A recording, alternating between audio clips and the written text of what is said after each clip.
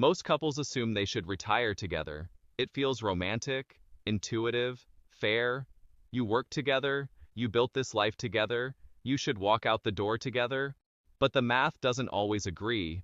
In fact, retiring at the same time can cost some couples hundreds of thousands of dollars over the course of their retirement. Here's the hidden math nobody runs before they make this decision. This isn't an argument against retiring together. For some couples, it's absolutely the right call, but it's a decision that deserves more thought than it usually gets. Let's look at the factors that actually matter, and the situations where staggering retirement dates makes financial sense. Here's the first thing to think about. When one spouse stops working, the household income drops by whatever that spouse was earning. If both spouses stop at the same time, income drops by both incomes simultaneously. That's a much bigger shock to the household budget than a staggered approach. Let me run a quick example. A couple, both age 63. The husband earns $120,000 a year. The wife earns $90,000 a year. Combined household income is $210,000.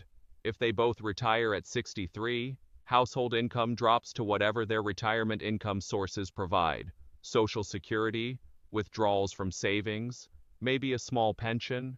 Realistically, they might replace 70 or 80% of their pre-retirement income, but it's still a big change. If instead the husband retires at 63 and the wife works until 67, here's what happens. For 4 years, the household has the wife's $90,000 income plus whatever the husband draws from Social Security or savings. That income smooths the transition and reduces the draw on retirement savings. 4 years of additional working income from the wife means roughly $360,000 in gross household income that wouldn't have existed in the both retire scenario. Even after taxes, that's a lot of money that didn't have to come out of investments.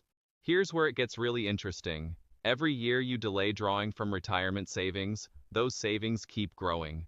If a couple has $800,000 in retirement savings at age 63, and it grows at 6% per year, here's what happens over 4 years. If they leave it alone for 4 years, while one spouse continues working, $800,000 grows to about $1,010,000. They've added $210,000 in growth without contributing a dime. If they start drawing $70,000 a year for living expenses starting at 63, after 4 years they've withdrawn $280,000 plus reduced growth on the remaining balance. Their account ends up around $700,000 instead of $1 million. That's a swing of $300,000 in account value at age 67, just from delaying withdrawals by 4 years. Social Security adds another layer to this decision. Filing for Social Security early reduces your benefit. Delaying past full retirement age increases it. If one spouse keeps working and delays Social Security to full retirement age or beyond, that benefit grows significantly. As we covered in earlier videos, the higher earning spouse's benefit also drives the survivor benefit, meaning the surviving spouse gets the larger of the two benefits for life. A staggered retirement strategy often pairs naturally with a staggered Social Security strategy. The working spouse delays their benefit. The retired spouse may file earlier if their benefit is smaller and they're not as concerned about maximizing it. Here's one of the biggest practical factors. Medicare doesn't kick in until age 65.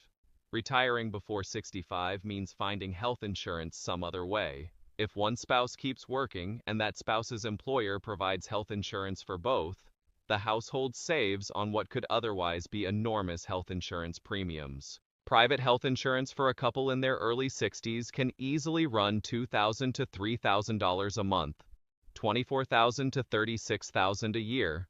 If both retire before 65, they're paying that cost out of pocket. If one keeps working and provides coverage, that cost is largely eliminated.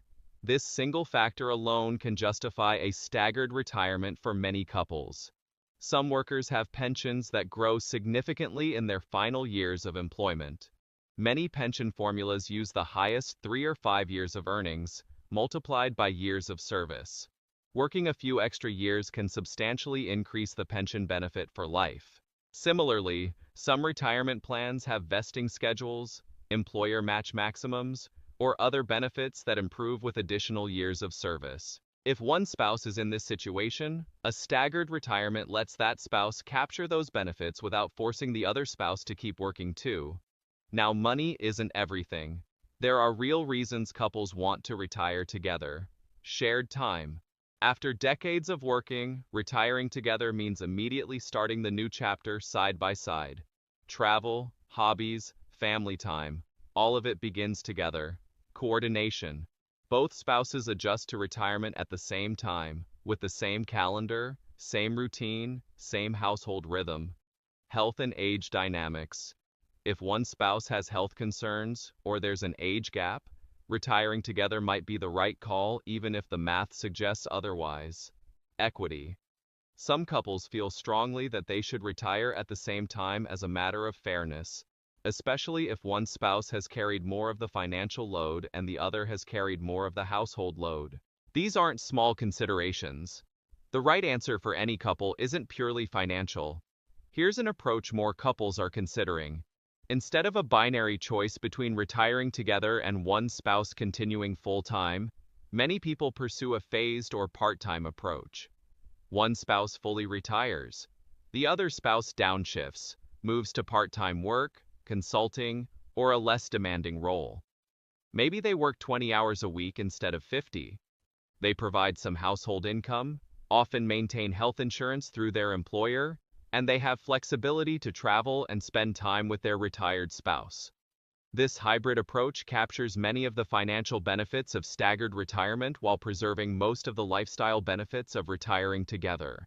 Before making this decision, here are the questions worth running together. What's our combined retirement income picture if we both retire now versus if one of us works 3 to 5 more years? What's our investment account trajectory under each scenario? What does our Social Security strategy look like under each scenario? How will we handle health insurance until both of us hit 65?